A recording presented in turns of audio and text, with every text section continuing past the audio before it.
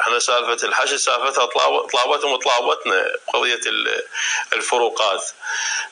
زينب، احنا فيما يخص قضيه الفروقات مالت الحشد، انا شخصيا تكلمت مع دوله رئيس الوزراء، هو الرجل لا يمانع بهذا الموضوع، لكن انا كان ايضا سؤال لدى القوى السياسيه في مجلس النواب وتقريبا القوى القريبه من الحشد، هل هيئه الحشد المعنيه بالموضوع ضمن الاحتياجات التي تقدمت إلى مجلس الوزراء ضمن الهيئات المستقلة والوزارات المعنية قدمت فروقات الحشد أم لا؟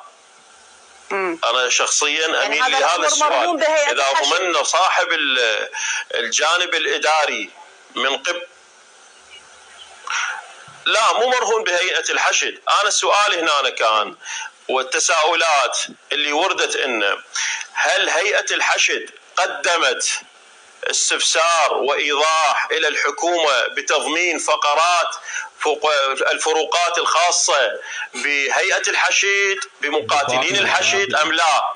هذا جواب معنية به هيئة الحشد. زين، وانا راح اسالك سيد مرتضى، لو كان هناك تعطيل من قبل الحكومة أو الحكومة تم الإرسال إليها، نعم. أوكي. مرة أخرى راح أسألك، عندكم بكتلة السند والكتل البقية الأخرى سعي لتضمين فروقات الحشد الشعبي بالموازنة؟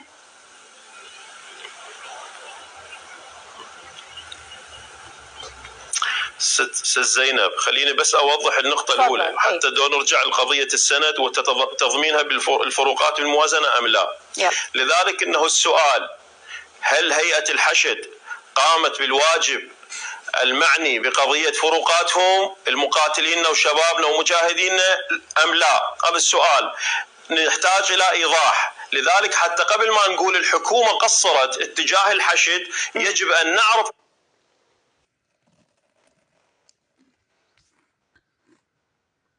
المؤسسة الراعية للحشد هل قامت بدورها أم لا، ثم الدور نمضي. السؤال الآخر جنابك، نحن في كتلة السند الوطني النيابية عازمون، وتقريبا أغلب نوابنا وشبابنا اللي بينوا مواقفهم رسميا وتحريريا بكتب موجودة على أغلب المنصات ومخاطبات إلى رئاسة الوزراء وإلى هيئة الحشد أنه الخاصة بفروقات الحشد الشعبي. لذلك هذه من الأولويات، وسوف يتم الاتفاق داخل القوى بتعبير أكثر القوى الوطنية في داخل مجلس النواب على أن يتضمن موضوع الموازنة فروقات الحشد على شكل مراحل، جزء في هذه السنة يمضي، لكن لابد أن يكون هناك موقف اتجاه الحشد ومؤسسة الحشد. نعم.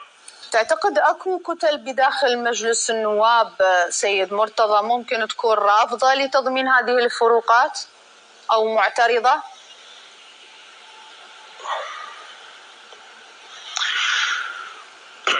ست زينب، هسه ظاهريا احنا ما شفنا فد شيء يعني من انه الاحتراض على فروقات الحشد ظاهريا، لكن ممكن ما يتضمنونها. لكن احنا في مجلس النواب كقوة مدافع عن الحشد من أولوياتنا هذه والتزاماتنا أخلاقية وشرعية، وأبناء لهذه المؤسسة واجبنا أن يكون لنا دور، وهذا ما اتفقنا عليه يعني مع السادة